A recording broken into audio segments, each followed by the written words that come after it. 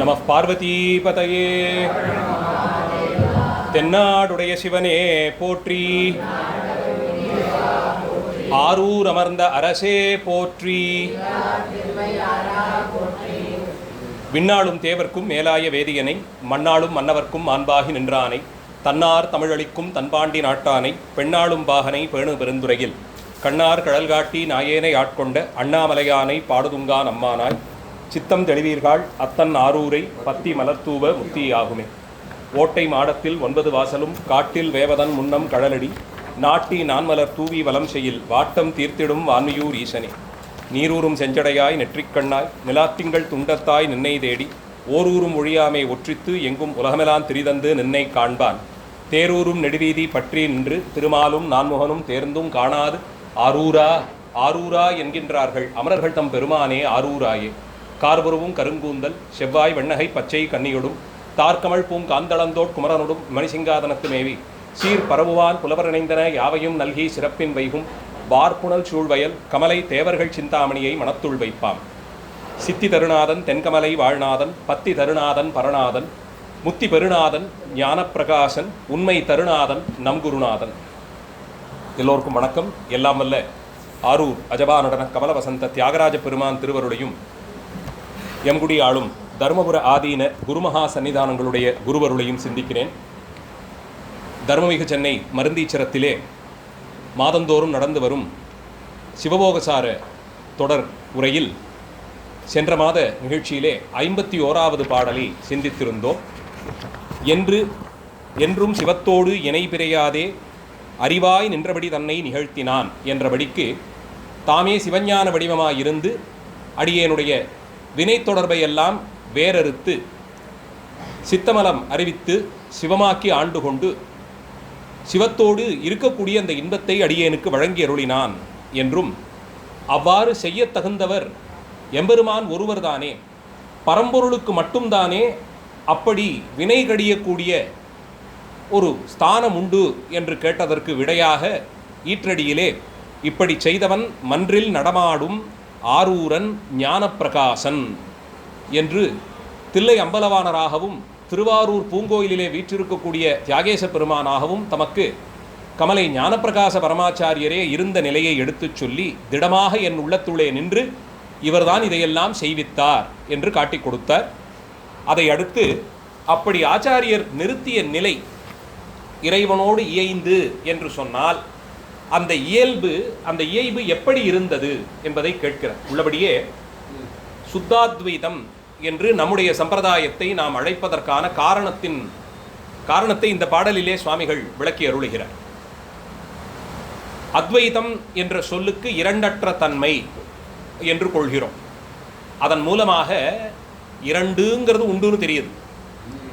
இரண்டு அற்ற என்பதினால் இரண்டு என்ற ஒன்று உண்டு, அது ஒன்றாகவில்லை. ஏகம் என்று சொல்லாதே அத்வைதம் என்று சொல்லுகிறோம். ஒன்றுன்னு சொல்லாமல் இரண்டற்றது என்று சொல்லுகிறோம். அப்படின்னா இரண்டுங்கிறது உண்டு, எண்ணிக்கையின்படி ரெண்டு உண்டு. அது இயைந்திருக்கக்கூடிய நிலை இரண்டுங்கிறது மறைந்து போகும் அளவிற்கு ஒன்றுபட்ட நிலை.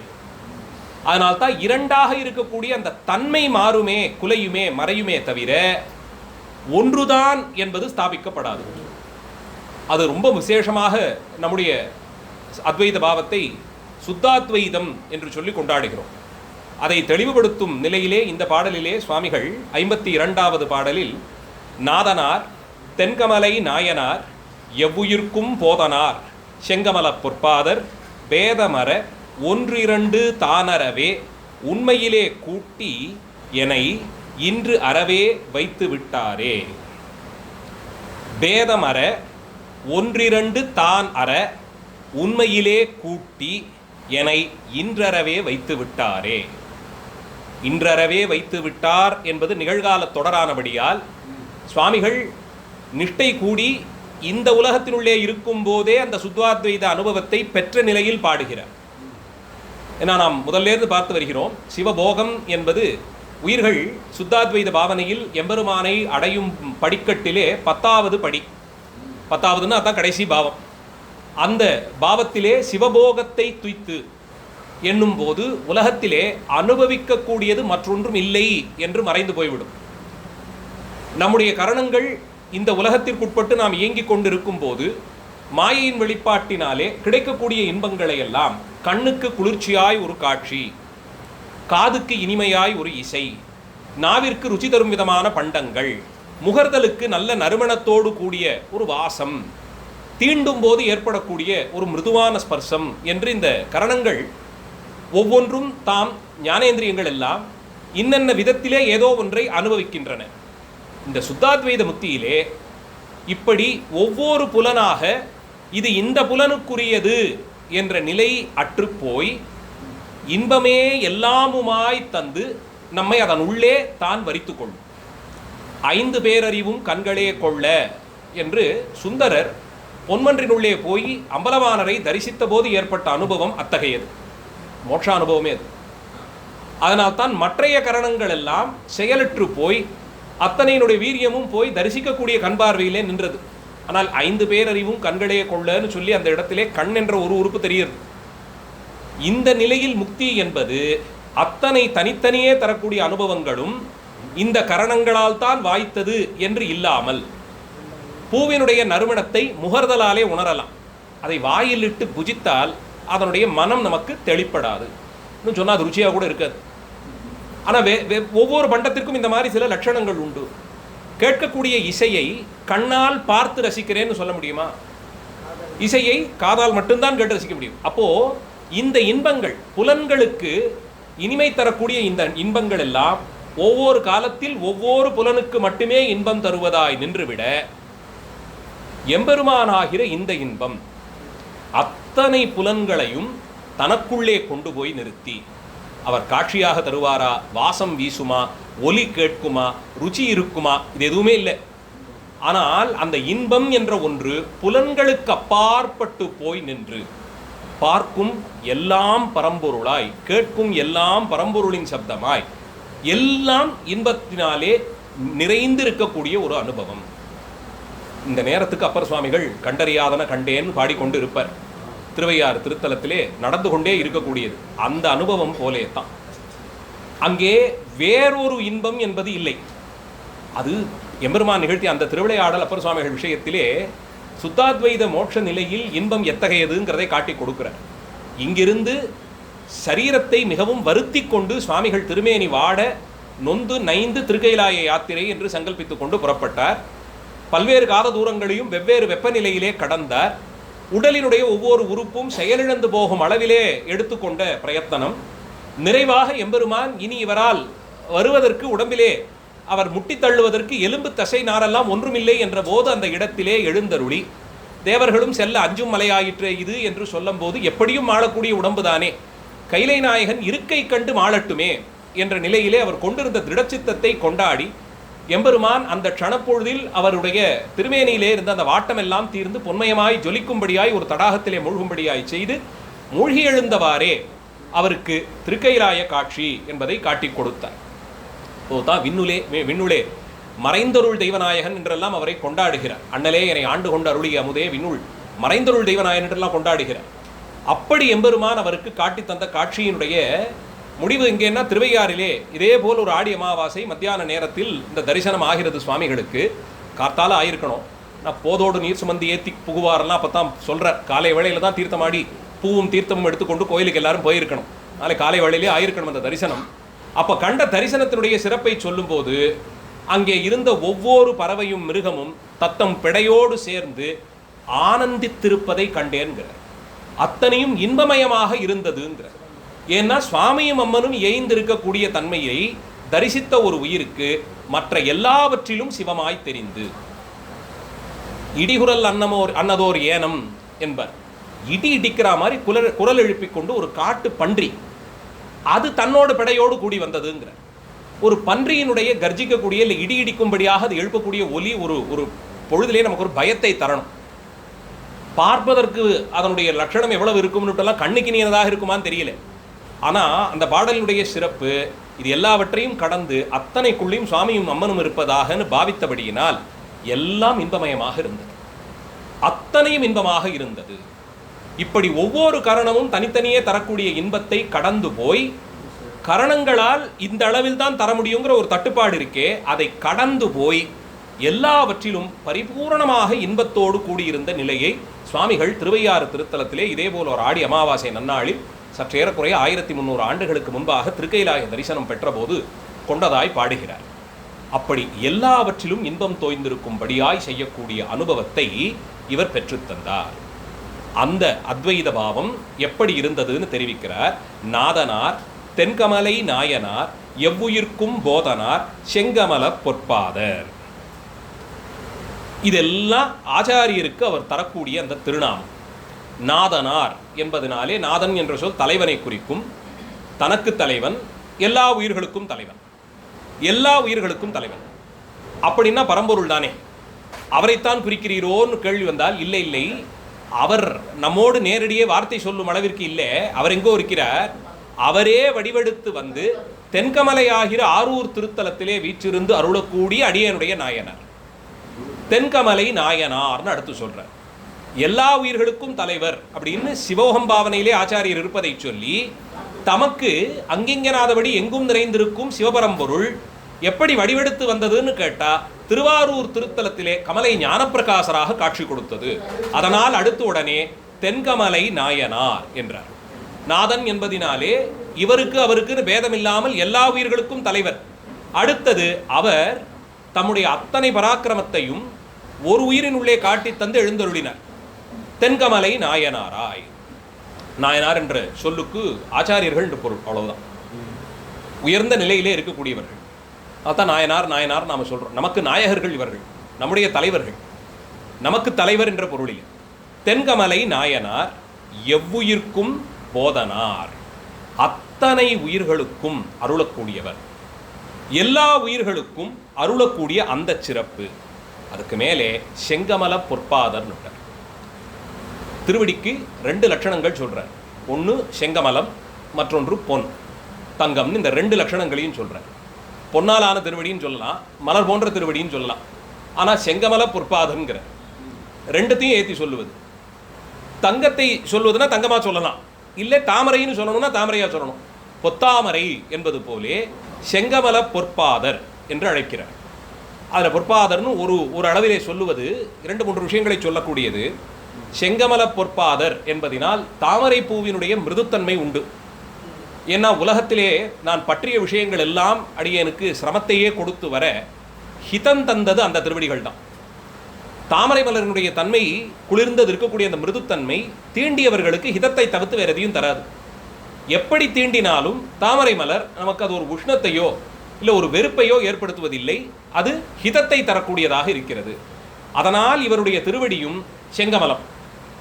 அதற்கு மேலே பொன் என்று சொல்வதினாலே எப்படி எம்பெருமானோடு சம்பந்தப்பட்ட நிலையில் நம்முடைய வினைகள், நம்முடைய மாயை இதெல்லாம் போய் பெருமானை அண்டாதோ, அதுபோலே எதை கொண்டும் தங்கத்தை நாம் அசுத்தப்படுத்த முடியாது. ஸ்வர்ணத்துக்கு இருக்கக்கூடிய சிறப்பு வேறு எதை கொண்டும் அதை அசுத்திப்படுத்த முடியாது. அதனால தான் அதை உத்தமமாக வைத்திருக்கிறோம். திருக்கோயில்களெல்லாம் சுவாமி திருமேனிக்கு ஏதானா சேர்க்க வேண்டி இருக்கிறது, அல்லது ரொம்ப பிராச்சீனமான திருமேனியிலே ஒரு பின்னம்னு வந்தால் எதை கொண்டு பூசலாம்னா ஸ்வர்ணத்தை கொண்டு பூசலாம். ஏன்னா அதனுடைய சம்பந்தம் இருக்கக்கூடிய அந்த சாநித்தியத்தை கெடுக்காது. தங்கத்தை வேறு எது கொண்டும் நம்மாலே அது கலப்படம் செய்யக்கூடியது இல்லை. வேறு ஏதானா அது மேலே இப்போ அழுக்கு படிந்தது, வெள்ளி அப்படியே வெளில வச்சுருந்தோம், செம்பை வைத்திருந்தோம், இரும்பை வைத்திருந்தோம்னா அது காற்றில் இருக்கக்கூடிய மாசினோடையே உறவாடி தன் தன்மையை கெடுத்துக்கொள்ளும் இல்லையா? வெள்ளி கருப்பேறி போய்விடும், செம்பு களிம்பேறி போகும், இரும்பு துருபிடிக்கும். ஏனைய உலோகங்கள் எல்லாம் காற்றில் இருக்கக்கூடிய மாசினாலேயே பாதிக்கப்படும் நிலையில் இருக்க தங்கத்துக்கு அந்த காரியம் இல்லை. வெளியே வச்சுருந்தோம், அதனால் கருத்து போயிடுச்சானா இல்லையே, அது எப்போதும் இருப்பது போல இருக்குது. ஒருவேளை ஏதோ அழுக்கு படிந்திருந்தாலும் தண்ணீரில் இப்படி அலசினா சுத்தமாகிடுது, அதுக்கு தனியே பிரயத்தனப்பட வேண்டியது இல்லை. அப்போ ஸ்வர்ணத்தினுடைய சிறப்பு வேறு எதை கொண்டும் அது மாசுபடாது. எம்பெருமான் திருவடியை போலே அவரேயாய் காட்சி தரும் அடியனுடைய ஆச்சாரியர் திருவடி போலே. அதனாலே வினைவசப்பட்டு அடியேன் போய் அவர் திருவடியிலே விழறேன்னு வைத்துக் கொண்டால் என்னுடைய வினை சம்பந்தம் முதலியவைகள் எல்லாம் அவரை தீண்டாதபடிக்கு, எப்படி எம்பெருமானை தீண்டாதோ அது போலே. ஏன்னா வினைவசப்பட்டுன்னு சொல்லும்போது அதனால் பெருமானை போய் தீண்டுமா அந்த வினை, உயிர்கள் போய் அங்கே ஒடுங்குமோ என்ன, அது ஒன்றும் வினை அங்கே நிற்கவே முடியாது. அத்தனையும் அவர் நசித்து தள்ளுவார்னு சொல்லியாயி. அதனால தான் தீட்சை முதலிய காரியங்களாலே இதையெல்லாம் தான் தீர்த்து வைக்கிறாங்க. அதுவரையில் செய்து வந்தவற்றை தீர்த்தும் அந்த பிறவியிலே எஞ்சி இருப்பதை அனுபவிக்கும்படியாக செய்வது தீட்சையினுடைய லட்சணம். எல்லாரும் கேட்பது, தீட்சை கொண்டு தான் செய்யணுமா, சிவபூஜை செய்யணுமா, அப்படியே அன்பினாலே செய்யக்கூடாதா, ஆசையினாலே செய்யக்கூடாதா? நிச்சயம் செய்யலாம். அன்பு ஆசை எல்லாம் ஆச்சாரியர்கள் கொண்டிருந்தது போலே நமக்கும் வந்தால் நிச்சயம் செய்யலாம். பார்த்தவுடன் பீரிட்டு கொண்டு கண்ணப்பருக்கு வந்தது பாருங்க, அதுதான் ஆசை அன்பெல்லாம். அவர்களோடு நம்மை ஒரு காலத்திலும் ஒப்பிட்டு கொள்ளவே முடியாது. வினைவசப்பட்ட நமக்கு அந்த வினையை தீர்த்து தருவது தீட்சைன்னு எடுத்துக்கிறோம். ஏன்னா வினையோடு போய் எம்பெருமானோட சம்பந்தமே பட முடியாது, அவரை தீண்ட முடியாதுன்னு சொல்லியிருக்கு. தீண்டேன்னு முயற்சி பண்ணினோம்னா நம்ம அளவிலே அது ஒரு அகங்காரம் தான். ஏன் சிவாகமங்கள் தீட்சையினாலே ஒருவன் சிவபூஜைக்கு தகுதியாகிறான்னு சொல்லுது. அது ஆணோ பெண்ணோ இருபாலரும் ஆன்மார்த்த பூஜை செய்வதற்கு தீட்சையின் மூலமாக தீட்சிக்கப்படும் போது அதுவரையில் அவர்கள் சேர்த்த கர்மாவிலே அழிக்கக்கூடியதை தீர்த்தும் இனி எஞ்சியிருப்பதை இந்த பிறவியிலேயே தீர்த்து கொள்ளும்படியான ஒரு காலவசத்தை பெருமான் கொடுத்தும் மித்தபடிக்கு இனி வரக்கூடியவைகள் வினை சேராதபடிக்கும் இப்படி அதை தடுத்து தர வைத்தியர் தரக்கூடிய மருந்து போலே வந்த நோயை தீர்க்கும். உடம்பு ஏற்பட்ட அந்த நொந்து போயிருக்குமே உடம்பு வியாதியினாலே அதற்கு பலமும் கொடுக்கும். இன்னொரு முறை அந்த நோய் தாக்காதபடிக்கு செய்யும். இந்த 3 காரியங்களையும் மருந்து செய்வது போலே தீட்சை இந்த 3ஐயும் செய்யும். அதன் பிறகு சிவபெருமான் திருமேனியை தீண்டுவதற்கான ஒரு யோகியதை வருகிறது. உடனே எந்த விதியும் வேண்டாம், ஆசையினாலே அன்பினாலேன்னா ஆசை அன்பதெல்லாம் ஆச்சாரியர்கள் கொண்டது மட்டும்தான். அவர்களைப் போலே நாமும் கொள்ளுவேன் எடுத்துக்கொண்டோம்னா அகங்காரம் தான், சர்வ நிச்சயமாக அகங்காரம் தான். எம்பெருமான் இதை இப்படி செய்யின்னு சொல்லி தனக்கு அருளி செய்திருக்கிறார் என்னும் போது அதையே நான் மதிக்க மாட்டேன்னு சொன்ன பிறகு அன்புக்கும் ஆசைக்கும் அங்கே என்ன இருக்கு இடம்? நிச்சயமாக கிடையாது. அதனாலே நானே பண்ண ஆரம்பித்தேன், எனக்கு யார் சொல்லித் தருவதற்கு, கண்ணப்பர் செய்யலையான்னு கேட்டோம்னா அது அந்த அந்த அந்த வரிக்கே என்ன தோஷம்னா கண்ணப்பரும் நானும் ஒன்றுன்னு நினைக்க வைக்குது. அதை விட ஒரு பெரிய அகங்காரம் இருக்கவே முடியாது, ஒரு காலத்திலும் இருக்க முடியாது. விதிகள் என்ற ஒன்றே கிடையாது சிவ வழிபாட்டிற்குங்கிற அளவுக்கு கொண்டு வந்து நிப்பாட்டியிருக்கும். இதை விட நம்மை கொண்டு போய் கீழ்நிலையிலே அடிநிலையிலே தள்ளுவதற்கு வேறு விஷயமே வேண்டாம். அகங்காரத்தினுடைய உச்சம் இது.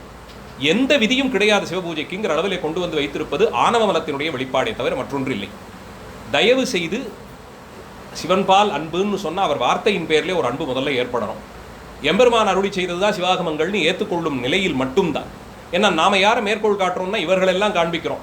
இவர்கள் அத்தனை பேரும் அந்த ஆகமங்களால் தான் எம்பெருமான் அறியப்படுகிறான்னு சொல்லிட்டாங்க. ஆகமத்தினால் மட்டும்தான் அவன் அன்னித்து வருவான், நெருங்கி வருவான்னு சொல்லியிருக்காங்க. அப்படி இருக்கும்போது அதையே ஏற்க மாட்டேன்னு சொன்ன பிறகு அன்பிற்கும் ஆசைக்கும் அங்கே என்ன இருக்கு? நிச்சயமாக இல்லை. தயவு செய்து அருவான்மும்மை நாயன்மார் கொண்ட பக்தியோடே ஸ்ரத்தையோடே அவர்கள் கடைபிடித்த ஒழுக்கம் எனக்கு போருங்கிற அளவில் எல்லாம் நினைக்கவே கூடாது. அது ஆணவத்தின் வெளிப்பாடு. தயவு செய்து அதை யாரும் எந்த காலத்திலும் கொள்ளாதீர்கள். எம்பெருமான் நமக்குன்னு விதித்தது சிவாகமங்களை. அதிலே சதாச்சாரிய வம்சத்தில் வந்த ஒருவர் ஞானத்திலும் அனுஷ்டானத்திலும் சிறந்து விளங்கக்கூடிய ஒருவரை அடைந்து அவரிடத்தே இருந்து தீட்சிக்கப்பட்டு செய்யக்கூடிய பூஜையைத்தான் நம்முடைய வினைக்கணக்கை தீர்த்தும் ஆணவாதி மலங்களை தவிர்த்தும் அனுகிரகம் செய்யக்கூடிய ஒன்று. நாளை அன்பினாலே செய்தேன் ஆசையினால் செய்தேன்னு சொல்லி கொண்டு போவது எந்த விதத்திலும் ஏற்புடையது இல்லை. அந்தபடிக்கு தீட்சித்து வைத்து வினை தீர்த்தார். அப்போ வினை தீர்த்தார்னு சொன்னால் அவர் அந்த வினை என்ன ஆச்சுன்னா அதை நீக்கி விடுறார். அவரை போய் அது அடையாது. ஏன்னா அந்த திருவடிகள் தான் பொன்னாலான திருவடி. அப்போ தாமரை பூவை போலே ஹிதம் கொடுப்பதும் தங்கத்தை போலே ஏனைய வகை தோஷங்கள் அதை அடையாது. வெளியே இருந்து ஒன்று அதை போய் சேர முடியாது. ஆச்சாரியர் அபிஷேகமாகி அவர் அபிஷிக்தராக எழுந்தருளி இருக்கார். அப்போ எப்போதும் சிவோகம் பாவனையிலே சுவாமியினுடைய குணநலன்கள் வெளிப்படும் விதமாக அவர் கூடியிருக்கிறார். ஆனபடியால் அவரை எந்த தீட்டும் சேராது, எந்த தோஷமும் அவரை போய் பற்றாது என்னும்படிக்கு செங்கமல பொற்பாதம் இந்த ரெண்டையும் சொல்றார். அப்போ நாதனார் தென்கமலை நாயனார் எவ்வுயிர்க்கும் போதனார் செங்கமல பொற்பாதர் 4 லட்சணங்களாலே காட்டிக் கொடுக்கிறார். ஒன்று, எல்லா இடத்திலுமாக நீக்கமர நிறைந்திருப்பதினால் நாதனார். அடியனுக்கு முன்பாக திருவாரூர் பூங்கோயிலை இருப்பிடமாய் கொண்டு அங்கே நம்மிடத்தே வார்த்தை சொல்லி எழுந்தருளி இருப்பதினாலே தென்கமலை நாயனார். மேலே எவ்வுயிர்க்கும் போதனார், எல்லோருக்கும் ஒரு படியினாலே வந்தவர்களுக்கு அனுகிரகம் செய்வதினாலே எவ்வுயிர்க்கும் போதனார் அந்த இடத்துல அழுத்தி சொல்லியும் செங்கமல பொற்பாதர். ஹிதம் தருவதாய் இந்த உலகத்தினுடைய வெப்பத்தினாலே தோற்று விழுமிருக்கும் நிலையிலே துவண்டிருக்கக்கூடிய அடியேனை ஹிதம் கொடுத்து காப்பாற்றுபவர். அதனால் செங்கமல பொற்பாதம். மற்றொன்று, வேறெந்த தோஷமும் அதை அண்டாதபடிக்கு செய்யக்கூடிய பொன்னாய் இருக்கக்கூடிய திருவடி. இது ரெண்டும் அந்த திருவடிகளுக்கு விசேஷமாக சொல்லி செங்கமல பொற்பாதர். பேதமர ஒன்றிரண்டு தானறவே உண்மையிலே கூட்டி. இந்த செங்கமல பொற்பாதர் எவ்வுயிர்க்கும் போதர் தென்கமலை நாயனார் நாதனார் இவர் என்ன செய்தார்னா, இந்த 4 குணங்களாலே அறியப்படும் அடியனுடைய ஆச்சாரியர் 3 விஷயங்களை செய்கிறார். பேதமர ஒன்றிரண்டு தான் அற உண்மையிலே கூட்டி இன்றறவே வைத்து விட்டார். 4 விஷயம் செய்கிறார். 4 குணங்களால் அறியப்படுபவர் இந்த 4 விஷயங்களை செய்கிறார். பேதம் அற எதன் பேரில் எல்லாம் எங்கெங்கே எல்லாம் இருந்த பேதம் அற்றது. பேதம் என்று இங்கே சொல்லப்படுவது உயிருக்கும் பெருமானுக்கும் இருக்கக்கூடிய பேதம் தான். ஏன்னா இந்த இரண்டைத்தான் நாம் சித்து பொருளாக கொள்ளுகிறோம்.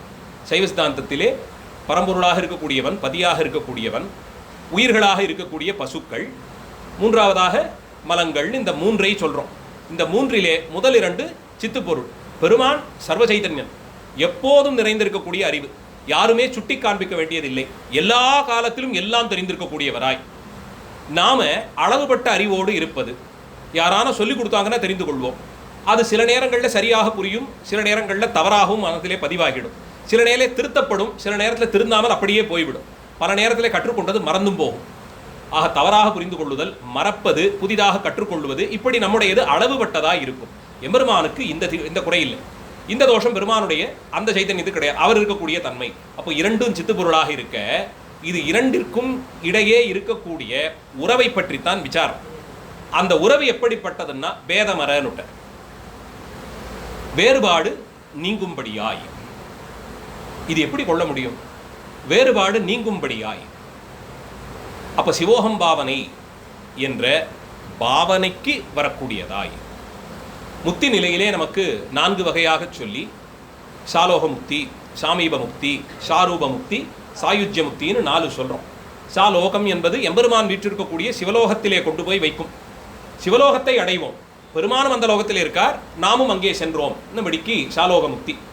சாமீபம் என்பது அந்த சிவலோகத்தினுள்ளேயும் எம்பெருமானுக்கு சமீபித்திருக்கும்படியாய், அருகிப்போய் இருக்கும்படியாய், அவருக்கு பக்கத்திலே இருக்கும்படியாய் செய்வது. சாரூப முக்தி என்பது அந்த வடிவமே வரும்படியாய், அவரை போலே ஜடாபாரமும் திருநேத்திரமும் மான்மழு இதெல்லாம்னு அந்த ரூபமே பெரும்படியாய் செய்வது. சாயுஜ்ய முக்திங்கிறது சிவமாம் தன்மையை அடைவது, அவராகக்கூடிய அந்த நிலையையே அடைவது. இந்த 4ஐயும் தான் இந்த முக்தி பேதங்களிலே வைத்திருக்கிறார். அந்தந்த உயிரினுடைய கொள்களவு எவ்வளவோ அந்த அளவிலே சேர்ப்பார். இவரால் என்ன கொள்ள முடியுமோ அதை கொடுப்பார். இதில் பேதம்னா அதனால் இவர் உயர்ந்தவர் தாழ்ந்தவர்னு இல்லை, அந்த உயிரை எங்கே நிறுத்தணுமோ அந்த இடத்துல அதை கொள்ளுவார். ஒவ்வொரு படிநிலையிலே ஆட்படுத்திக் கொள்ளுதல். அப்படி வைக்கும்போது பெருமானோடு நமக்கு இருக்கக்கூடிய அந்த சம்பந்தம் அது எப்படிப்பட்டதுன்னா, அவரோடு இயைந்து நீ வேறு நான் வேறு என்ற நிலை, அந்த பேதம் அரும்படியாய், நீ நான் என்னும் வரையிலும் 2 தான் இல்லையா, 2 தான். அதனால தான் இதை அத்வைத்தம்ங்கிறோம். ஏகத்துவம்னு சொல்லுவதே கிடையாது, ஒன்றுபட்ட நிலையே கிடையாது, அத்வைத்தம் தான் கடைசி வரையிலும். 2 அற பேதம் அற, 2அற்ற தன்மை போலே நம்மை ஒன்று கூட்டுவித்து இதை செய்தார். சிவமாம் தன்மையை அடையும்படியாக செய்தார். மேலே 1 2 தான் அறவே, நீ நான் என்று வரிசைப்படுத்தினால் 1 பெருமான், 2 உயிர்கள்னு எழுதுறோம் இல்லையா. 3 உண்மை பொருட்கள் என்னென்னு கேட்டால் என்ன எழுதுறோம்? 1 பதி, 2 பசு, 3வது பாசம்னு எழுதுறோம். அந்த 1 2ன்னு இருக்கு இல்லையா, அது 2ம் என்ன நிலையிலே சேர்கிறது?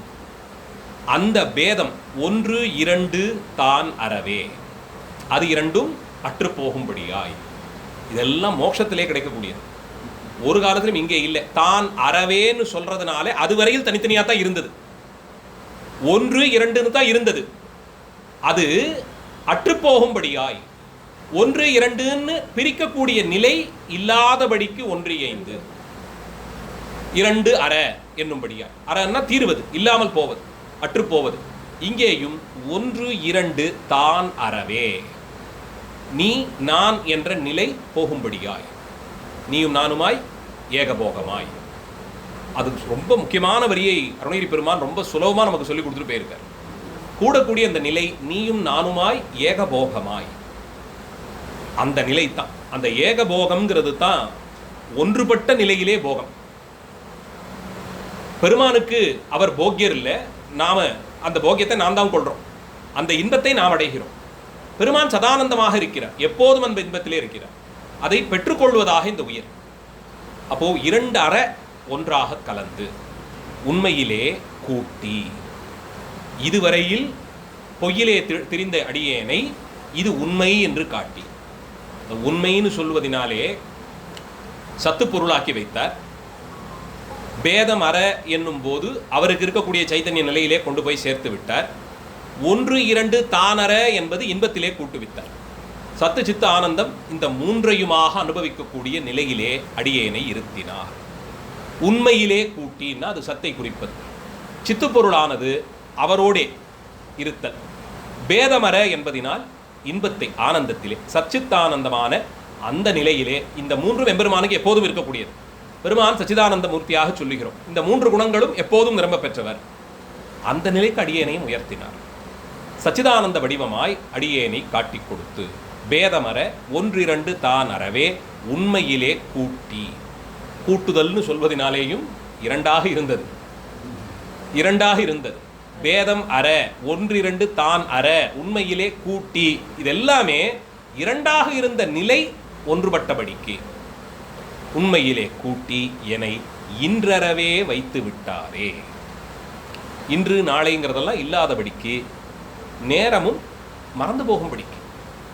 திருக்கைலாய அனுபவத்தினுடைய சிறப்பு இதுதான். அங்கே நேரத்திற்கு இடமில்லை, வேற பொருளுக்கு விசேஷமே கிடையாது. அங்கே வேறொரு பொருள் கிடைத்ததுங்கிறதே கிடையாது. அப்பர் சுவாமியுடைய திருக்கைலாய தாண்டகங்கள் முழுவதும் இந்த இன்ப நிலையிலே எம்பெருமான் இருக்கிறாருங்கிறத திரும்ப திரும்ப வலியுறுத்தி கொண்டே வருவார். ஞானமாக இருக்கக்கூடிய நிலையை வலியுறுத்தி கொண்டே வருவார். தாண்டகம் முழுவதும் இந்த சுத்தாத்வைத வேத நிலையை உணர்த்தக்கூடியதாகவே அமைந்திருக்கும். திருவையாறை கைலாயமாகவே அவர் பாவித்ததனால்தான் கைலாய அனுபவம் பெறப்பட்ட திருவையாறில் தங்காது காவேரியை கடந்து போய் சுவாமிகள் திருப்பூந்துருத்தியிலே பலகாலம் எழுந்தருளியிருந்தார். அது திருக்கைலாயம் திருவையாறு. அதனால் அங்கிருந்து வெளியேறி சுவாமிகள் திருப்பூந்துருத்தியிலே பலகாலம் எழுந்தருளி இருந்தார். நான் கைலாய அனுபவத்திலே கூடிட்டால் அதில் முடிஞ்சுடும், அத்தனையும் அங்கே முடிந்து போகணும். அதுக்கு மேற்பட வேறொன்று கிடையாது. அந்த அனுபவத்தை தந்தபடியினால் திருவையாறிலே தரிசனம் பண்ணி கொண்டு சுவாமிகள் திருப்பூந்துருத்தி காவேரியின் தென்கரை அடைந்து திருப்பூந்துருத்தியிலே எழுந்தருளி இருந்தார். அப்படி சொல்லப்படும் சிறப்பு கைலாய அனுபவம் 1 2 தானற பேதமர உண்மையிலே கூட்டி என்னை இன்றறவே வைத்து விட்டாரே. இன்றைக்கு என்ற நிலை மாறி குறைவர இனி எப்போதும் என்றபடிக்கு இந்த அனுபவங்கள் எல்லாம் என்றைக்கு வாய்க்கப்பட்டது? இன்றைக்கு வாய்க்கப்பட்டது. நாளை காலை விடிந்தால் இல்லையோ? இல்லை, எப்போதும் இருக்கக்கூடியதாய், எப்போதும் இருக்கக்கூடியதாய். திருவாரூர் திருத்தலத்தில் சுவாமிகளுடைய ஞானபூர்த்தியை கமலை ஞானப்பிரகாசர் அறிந்து கொண்டது எப்போதுன்னு கேட்டால், ஒரு நன்னாளில் தியாகேச பெருமானுடைய அர்த்தஜாம தரிசனத்திற்கு சிஷ்யவர்க்கத்தோடே கமலை ஞானப்பிரகாசர் எழுந்தருளினார். உள்ளே போய் தியாகராஜ பெருமானை தரிசித்தார். பெருமான் காலசந்தியிலிருந்து காலையில் உஷத்காலத்திலே ஆரம்பித்து ஒவ்வொரு கால பூஜையிலும் வெவ்வேறு விதமான தன்மைகளை வெளிப்படுத்துவார் தியாகேச வள்ளல். அதிலே உயிர்கள் ஒடுங்கக்கூடிய தன்மையை தானே எல்லாவற்றிற்கும் தலைவனாக இருந்து ஒடுக்கிக் கொள்ளக்கூடிய நிலையை அர்த்தஜாமத்திலே காட்டித் தருவார். அதிலே ஈடுபட்ட கமலை ஞானப்பிரகாசர் அதே நிலையிலேயே அப்படியே இருந்த, அதிலே தேங்கி இருந்த, தரிசனம் முடித்துக்கொண்டு கோயில் காப்பு சேர்த்தப்பட்ட பிறகு சுவாமிகள் திருமாளிகைக்கு எழுந்தருள்ற. அப்போது இரவு வேளை அர்த்தஜாம பூஜையினுடைய அந்த தாக்கம் இன்னும் மீளலை. வாயிற்படியை அடைந்த போது குருஞான சம்பந்த பரமாச்சாரியர் கைவிளக்கு தொண்டு செய்து அவர் முன்னே நடந்து வந்த, இங்கே இருன்னு வார்த்தை அருளி செய்து சுவாமிகள் திருமாளிகைக்குள்ளே எழுந்தருளினார். குருஞான சம்பந்தர் அங்கே இருன்னு சொன்னபடியினால் அங்கேயே நின்றார். சுவாமிகள் இரவு போய் அவர் சிவத்தோடு இயைந்து அந்த நிலையிலே கூடியிருந்து பகல் பொழுது விடிந்தது. இரவெல்லாம் மழை பெய்திருந்தது. சுவாமிகளுடைய தேவியார் காலை அலகிட்டு மெழுகுவதற்காக வீட்டு வாசலை அடைந்த போது கண்ட காட்சி பதறுமுடியாக இருந்தது. குருஞான சம்பந்தர் அங்கேயே நின்றிருந்தார். இரவெல்லாம் கையிலேந்திய விளக்கும் ஞான ஒளியாக வீசிக்கொண்டே இருந்தது.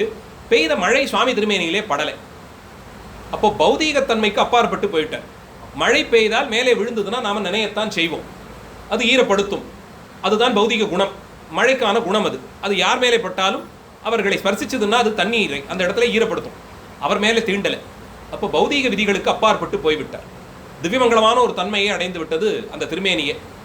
மேலே கையிலேந்தி இருந்த விளக்கு ஒரு இரவெல்லாம் ஒரு அகல் விளக்கிலே தீபம் கொள்ளும் அளவிற்கு அது எண்ணெய் இருந்திருக்க முடியுமா? முடியாது. அப்போ ஸ்வயம் அந்த ஞானமே பிரகாசிச்சது. சுவாமிகளுக்கு ஞானபூர்த்தி ஏற்பட்டபடியினால் உள்ளேரே எரிந்த அந்த ஞானம் வெளியேவே தெரிந்தது. மூன்றாவது, சொன்ன சொல்லுக்கு அப்படியே கட்டுப்பட்டு அங்கேயே நின்றார்னா, அந்த நிலை ஆச்சாரியர் அறிவித்த நிலையிலே அப்படியே நின்றார்னா அந்த பாவம், இந்த மூன்றுமே ரொம்ப விசேஷமாக தெரிந்தபடியினால் இவருக்கு சகல விதத்திலும் பரிபக்குவம் கூடிவிட்டதுன்னு சொல்லி, இனி மற்றைய உயிர்களுக்கு நீர் போய் தீட்சித்து வைத்து அவர்களுக்கு ஞான வீட்டம் செய்து வைக்க வேண்டும், ஏனைய உயிர்களும் ஞானம் பெறும்படியாக செய்யணும்னு சொல்லித்தான் அவரை மயிலாடுதுறைக்கு ஈசான்யத்திலே இருக்கக்கூடிய தருமபுரம் திருத்தலத்திற்கு போய் எழுந்தருளி அங்கே மடமைத்துக் கொண்டு நிர்வாகம் பார்த்து வரும்படியாக அனுகிரகம் பண்ணி அனுப்பி வைக்கிறார். அப்போ இது எங்கேருந்து ஏற்பட்டதுன்னா, தியாகேச பெருமானை தரிசித்து வந்த அந்த அரஜாம வேளையிலே கூடியது. மறுநாள் பகல் பொழுது மாறித்தான்னா இல்லையே, இன்றறவே, இன்றோடு முடிந்ததில்லை. இந்த அனுபவம் இனி வருங்காலத்திற்கெல்லாம் தனக்கு நிறைந்திருக்கும்படியாய் எந்தெந்த அனுபவங்கள்? பேதமர ஒன்றிரண்டு தானர உண்மையோடு கூட்டி, ஒன்றாலும் ஒன்றாது இரண்டாலும் ஓசை எழாது என்றாலும் ஒன்று இரண்டு இரண்டும் இல், ஒன்றன்று இரண்டும் இல். இது திருவருட்பயனிலே சாத்திரத்திலே சொல்லக்கூடிய குறள். ஒன்றாலும் ஒன்றாது இரண்டாலும் ஓசை எழாது என்றால் ஒன்றன்று இரண்டன்று இல். ஒரு கை தட்டி ஓசை எழுமா? இரண்டு கை இருந்தாலும் ஏய்ந்தால் தான் ஓசை எழும். அப்போ ஒன்றாலும் ஓசை எழாது, ஒன்றாது இரண்டாலும், ஒன்றாக சேராது ரெண்டு இருந்தாலும் ஓசை எழப்போறதில்லை. அப்போ இரண்டும் சேரும் போது தொனிக்கக்கூடியது என்னமோ ஒரு சப்தம் தான். இரண்டு கை கூடித்தே அப்ப ரெண்டு கையும் அடித்து கொண்டதுன்னா ரெண்டு சப்தமா தோன்றியது. அனுபவம் ஒன்றாய் இருந்தது. அப்போ ஒன்றாலும் ஒன்றாது இரண்டாலும், முதல்ல சொல்லும் ஒன்றுங்கிறது எண்ணிக்கை ஒன்று, இரண்டாவது வரக்கூடிய ஒன்றுங்கிறது ஒன்றுபடுதல், ஒன்றி வருது. ஒன்று தனியாக இருந்தாலும் இல்லை, இரண்டு பொருள் இருந்து ஒன்றாகாமல் இருந்தாலும் இல்லை. ஒன்றாலும் ஒன்றாது இரண்டாலும் ஓசை எழாது, அப்படி சப்திக்க முடியாது. அங்கே ஓசைங்கிறது அந்த அனுபவத்தை குறிப்பது. இது தனியே இருந்தாலும் அனுபவம் இல்லை, இரண்டு இருந்து ஒன்றுபடாமல் இருந்தாலும் அனுபவம் இல்லை. இரண்டும் ஒன்றுபடும் போது தான் அனுபவம். அப்போ எல்லாம் ஒன்றுன்னு சொன்னாலும் இல்லை, அங்கே ஒரு அனுபவமே கிடையாது. இரண்டு எப்போதும் தனித்தனின்னு சொன்னாலும் அனுபவம் இல்லை. இரண்டு தனித்தனியே இருந்து ஒன்றுபட வேண்டும். ஒன்றுபடுவதற்கான யோக்கியதை ஏற்படும் போது இது இரண்டும் ஒன்றுபடும் பட்சத்தில் அனுபவம்.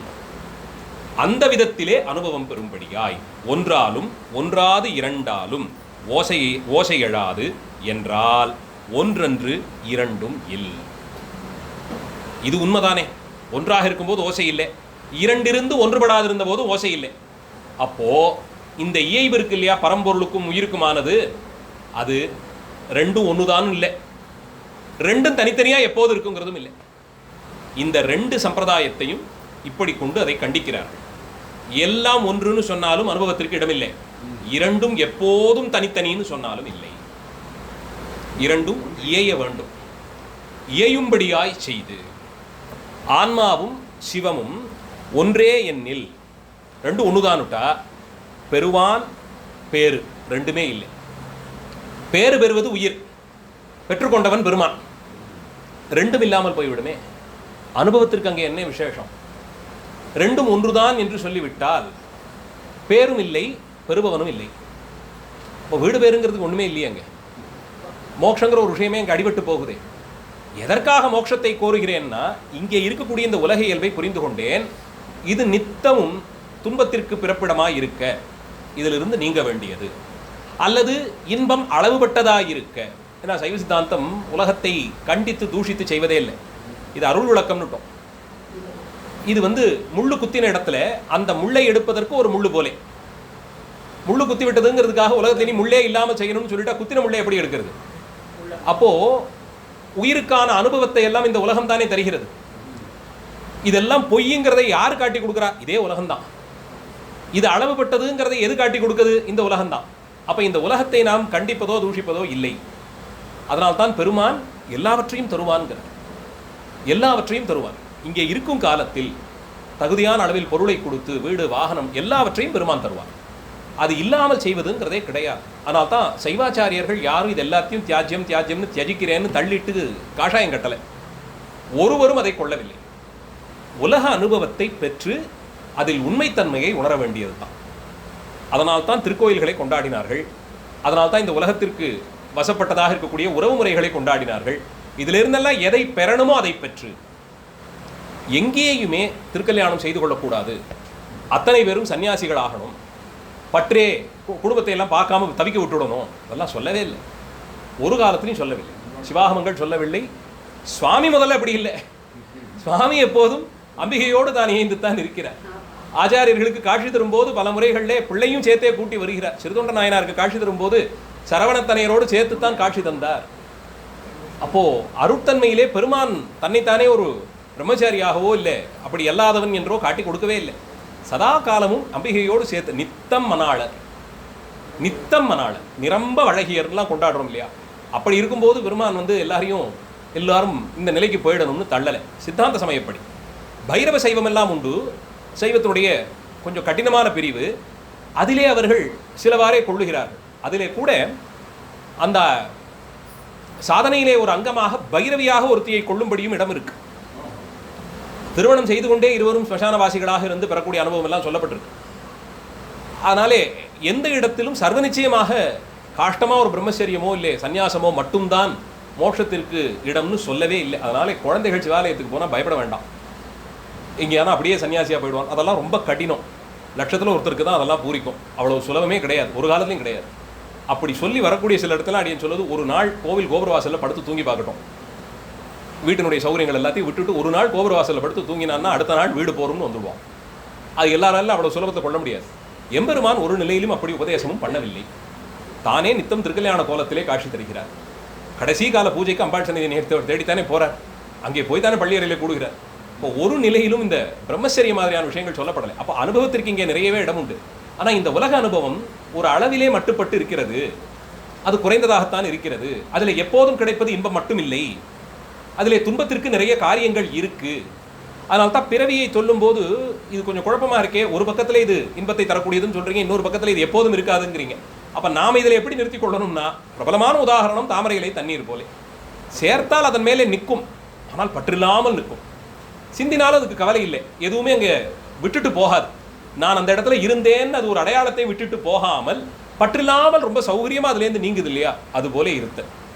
திருமணம் செய்து கொண்டோம், பிள்ளை பேரு வாய்க்க பெற்றது, பெருமான் அருளினாலே இதெல்லாம் பெறப்பட்டது தான். அவர்களுக்கு செய்ய வேண்டிய தர்மத்தை செய்து கொண்டே தான் இருக்கணும்.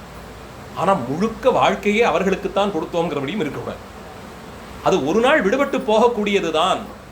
ஒன்றும் நம் கையை அது நழுவும், இல்லை அவர்கள் நம்மை நழுவ விட்டுடுவாங்க. ஏதோ ஒன்று நடக்கத்தான் போகுது, ஏதான ஒரு காரணத்தினாலே நடக்கும். அது சீக்கிரத்தில் நடக்கலாம், பின்னாளில் நடக்கலாம், ரொம்ப சுமூகமாக நடக்கலாம், பல நேரங்களில் நிறைய சிரமப்பட்டு நடக்கலாம்.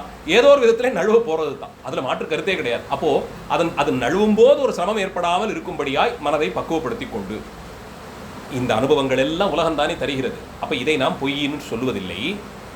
ஆனால் இது அளவுபட்டதாய் இன்பமும் துன்பமும் கலந்ததாய் இருக்கக்கூடிய இயல்பை புரிந்து கொண்டு அங்கே ஒரு இடம் உண்டு, அது முழுக்க இன்பமயமாய் இருக்கும், அளவுபடாது இருக்கும். அந்த இடத்திலே அளவுபடாததாக இருக்கும். எதுன்னா இன்பம். ஏன்? பெருமான் பேரில் வைக்கக்கூடிய அன்பும் அளவுபடாததாக இருக்கும். அளவுபடாததோர் அன்போடு ஐயார் அடைகின்ற போதுன்னார் இல்லையா? அங்கே மட்டும்தான் இந்த இன்பம் கிடைக்கும். அது குறையாததாய் கைலாய அனுபவம் அது. அப்போ அந்த மோட்சத்திற்கு லட்சணம் சொல்லும் போது இது இரண்டு ஒரு காலத்திலும் ஒன்றாவது இல்லை. இது இரண்டு தான். ஆனால் இயையும் போது அனுபவம் தருகிறது. ரெண்டு கை சேர்ந்து தட்டும் போது ஒலி எழுப்புவது போலே அது ஒரு அனுபவத்தை தருகிறது. அப்போ இரண்டும் தனித்தனி, இதனோடு இது கூடும்போது. அதனால தான் குமரகுருகுர பெருமான் இது எப்படி வேலை செய்யும், இந்த இன்பம் எத்தகையது, ரெண்டும் வெவ்வேறு, ஆனால் இரண்டுங்கிறது மறையும் அளவிற்கு என்னும் போதெல்லாம் ஒரு இடத்திலும் இதை மேற்கோள் காட்டுவது மைதுனத்தை உதாரணமாக கொள்ளுகிறார். இரண்டும் வெவ்வேறு, ஆனால் இன்பம் சேரக்கூடிய நேரத்தில் நாம் இருவருங்கிற எண்ணம் மறக்கும் அளவிற்கு ஒன்று சேருவது, அதை ஒரு உதாரணமாக காட்டுறோம். அதை சிற்றின்பம்னு சொல்லிடுறோம். இன்பம் தான், அது சிற்றின்பம், அளவுபட்டு இருக்கும், ஒரு குறுகிய காலத்துக்கு இருக்கும். ஒரு நிலைக்கு மேலே அதன் பேரில் பற்றும் இல்லாமல் போய்விடும், அப்படி இருக்கக்கூடியது. ஆனால் இது பேரின்பம்னு சொல்வதற்கு காரணம், நான்கிற ஒரு தன்மையை மறக்குமே. அந்த இன்பத்தில் தூக்கும் போது கூட நான் என்ற ஒன்று மறக்கும் அளவிற்கு இல்லையா ஒன்று சேர்கிறது.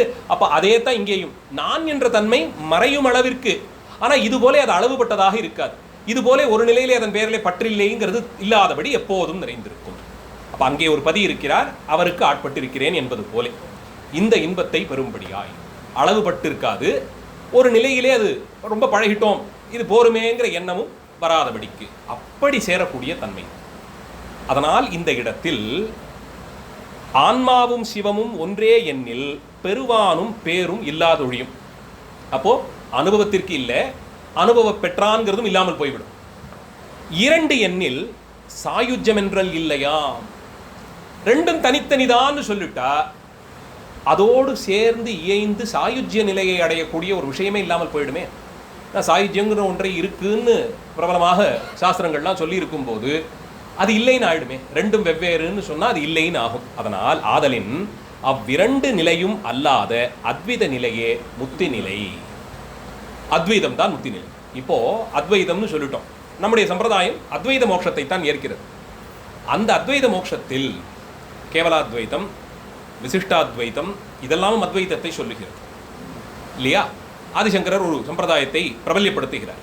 அவர் ஆரம்பிக்கல, அதுக்கு முன்னாடியே இருந்ததாகலாம் சொல்லப்படுகிறது, அதனால் பிரபல்யப்படுத்துகிறார். அதுபோல ராமானுஜர் ஒரு சம்பிரதாயத்தை பிரபல்யப்படுத்துகிறார். இது இரண்டையும் முறையே வேதாந்த மதங்கள் இது இரண்டையுமே கேவலாத்வைதம் என்றும் விசிஷ்டாத்வைதம் என்றும் சொல்லுகிறது. அதை எடுத்து பேசுறார்.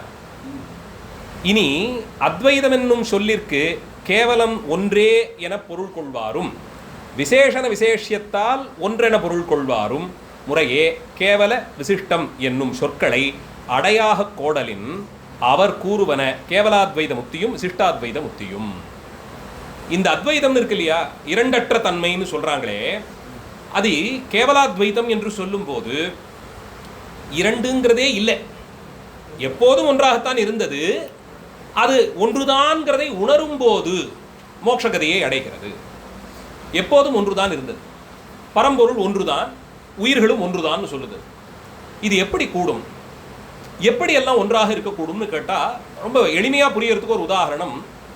சாத்துக்குடி பழத்தை எடுத்துக்கொண்டால் ஒரு பழம்தான் அது. அந்த பழத்தின் தோலை நீக்கினால் உள்ளுக்குள்ளே ஒவ்வொன்றும் சுடையாக இருக்கு இல்லையா?